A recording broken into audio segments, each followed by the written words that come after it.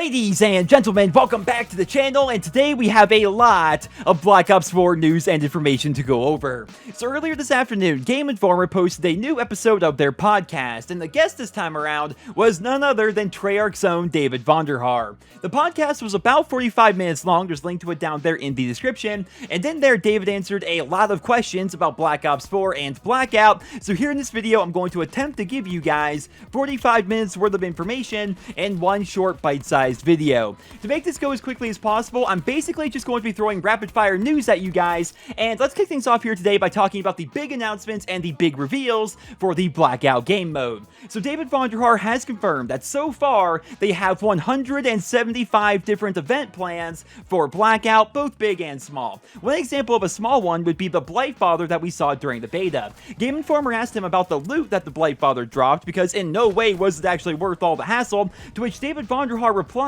by saying that the Blightfather's intended loot was not in the beta, and that in the full game he's going to drop some crazy stuff, including zombie character skins. He also teased that another idea that they have is to make it so all these circles in Blackout eventually close in around zombies' locations, and maybe that could be tied to a Halloween event of some kind. Those are just two examples, but it seems like Blackout is going to have a ton of events and a ton of updates that are going to keep things interesting. There are currently no plans whatsoever to add a second Blackout map to the game, though the original map is going to receive a ton of updates and changes. During the podcast, they specifically mentioned how there's currently a lot of open ocean on the Blackout map, to which Vonderhaar replied by jokingly starting to shush them, so that seems to hint that the community suggestions of adding Carrier and Hijacked from Black Ops 2 may actually come to fruition. There are a ton of Easter eggs that are hidden on Blackout. As you guys know, we did discover a lot of them during the beta, but apparently a lot more of them were not discovered during the beta. In fact, Vonderhaar said that he was actually a bit disappointed in the zombies community because he thought all the Easter eggs were going to be discovered after like a day and a half, but apparently we missed out on a lot of them, and I imagine we are going to have some pretty big Easter egg hunts going on when the game comes out in October.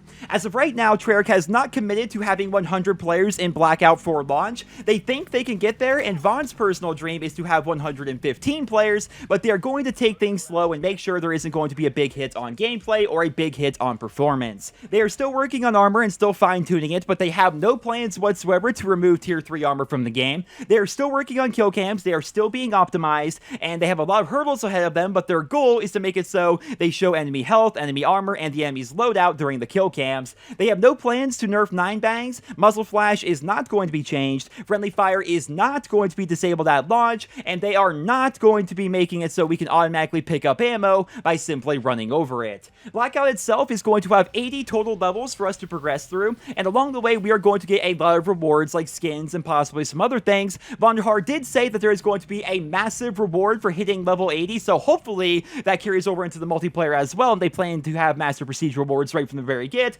But he also mentioned that there will not be a ranked system for Blackout. There will be tournaments, there will be events, there will be things like that going on, but there won't be a league play of sorts for the Blackout mode, because the leveling system in of itself is kind of like a ranking system, because if you guys don't know, it's really difficult to level up in Blackout. The only way to level up in Blackout is to get kills, win matches, and place like in the top 5, which the vast majority of people don't really do, right? So basically, if you're a bad player, it's going to take you ages to level up in Blackout, but if you're a good player, you actually will level up, and that's going to be kind of like a prestige system in of itself, though keep in mind, Blackout will not have a proper actual prestige system. When responding to a question about proximity chat in Blackout and in multiplayer, Vonderhaar replied by saying that characters themselves will be able to use voice lines in multiplayer Blackout and maybe even zombies. Now, this was not specifically mentioned by Vonderhaar or even anybody at Treyarch, but did you guys notice that during each one of the betas, the D-pad buttons really weren't used for anything? My guess is that voice lines and emotes and things like that are going to be tied to the D-pad, though as of right now, we don't have a lot of information, but I imagine that is going to be part of their microtransaction system. But speaking of microtransactions, Vonderhaar said they still haven't really done anything with the business model, but he said they're going to put a lot of TLC into making sure that microtransactions work well across all game modes. He also seemed to let it slip that post-launch weapons will be coming to the game, which we kind of expected, but he mentioned that as an example, weapons they may add to multiplayer later on will also be added to Blackout, so that kind of seems to infer that we are going to be having post-launch weapons being added to Black Ops 4. I wonder if they're going to be part of supply drops. Again, we don't have a ton of information. Now, one of the most interesting interesting parts of this live stream, at least in my opinion, was when Vonderhaar was asked about the Black Ops Pass. He basically dodged the entire question, and in fact, I'll play the clip for you guys here in this video. Brandon Rezash says, many have noticed your Black Ops Pass offers 4 less multiplayer maps than previous years. Is that because we'll be getting a second Blackout map instead? What don't they have yet? They don't have the Nuketown either, do they? The island. So there's no current plans for a different Blackout map right now. We have work to do on the map that we have. Yeah, gotcha. So yet again, it seems like they refuse to discuss or even acknowledge the existence of the Black Ops Pass. I get that Vonderhaar has very little, if anything, to do with it, and that Activision actually calls all the shots, but I still find it crazy that neither Treyarch or Activision or really anybody are even willing to say the phrase Black Ops Pass, let alone discuss it with the community. Now, some final bits of news that we got from today's podcast. Dead Ops Arcade will be returning for Black Ops 4. That's pretty incredible. Mod tools were teased yet again, but no official information was given. Split screen may be coming to Blackout post-launch, but they're not super focused on that, at least as of right now. Custom matches for Blackout are on the agenda, but they still have a lot of work ahead of them. Inventory management is still being worked on, and apparently, the launch map count is public information. Now, take this with a pinch of salt, because Vaughn claimed in the podcast that he believes the number of maps we are going to have at launch is public information, but he did not confirm that.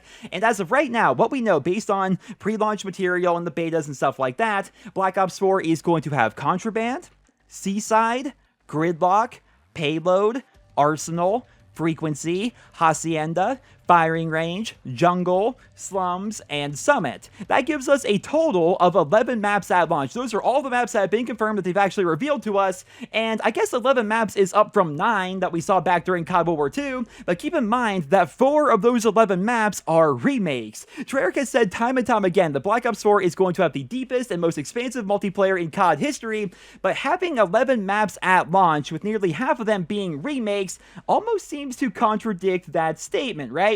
I mean, looking back in COD's history, COD 4, Modern Warfare 2, and Modern Warfare 3 each had 16 multiplayer maps at launch. The original Black Ops and Black Ops 2 each had 14 maps at launch, and the vast majority of all those maps were completely original, with the occasional remake being thrown in there, right? So I really feel like Black Ops 4 needs to have more than 7 original maps at launch, but as always, we are going to just have to wait and see how things are going to play out. But ladies and gentlemen, that is all the new information we got today from the Game Informer podcast.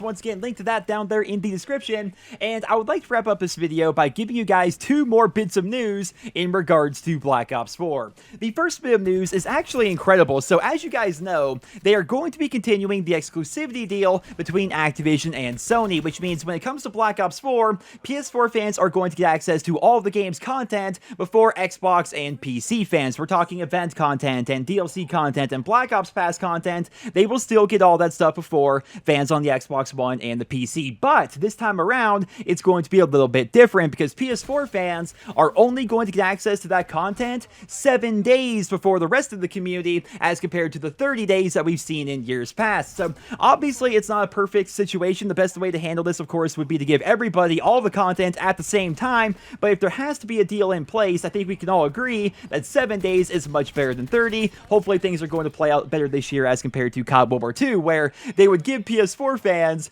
the new content alongside these new events, and then by the time the event was over, that's when people on the Xbox and the PC finally got the content. Like, it was a really bad system, and apparently they're fixing that to an extent with Black Ops 4, which I think is actually pretty good news. The other bit of news is actually in regards to the Blackout beta potentially coming back. So if you guys caught my previous video yesterday, I covered some breaking news and some rumors that were going around that Treyarch was going to bring the Blackout beta servers back online. Well, that video, as you guys know, went live at 10 a.m. 10 minutes after that, 10 freaking minutes after that, Charlie Intel tweeted saying that the beta is not going to go back online, so I figured I should go ahead and update you guys and let you guys know about this, because I told you guys I would keep you guys informed. And yeah, it looks like the beta is not going to be coming back. We don't know exactly how they officially know for a fact that's never going to be coming back, but keep in mind that Charlie Intel does get invited to all the events by Activision. They have some ties at Activision, so perhaps maybe somebody at Treyarch or one of the marketing guys reached out to them to say, yeah, we're not bringing that back online. You could probably take that post down now. So, ladies and gentlemen, that's all I have for you guys here in this video. I hope you enjoyed it. Leave your thoughts and feedback on all of today's news down there in the comment section below, and I hope you guys all have a wonderful day.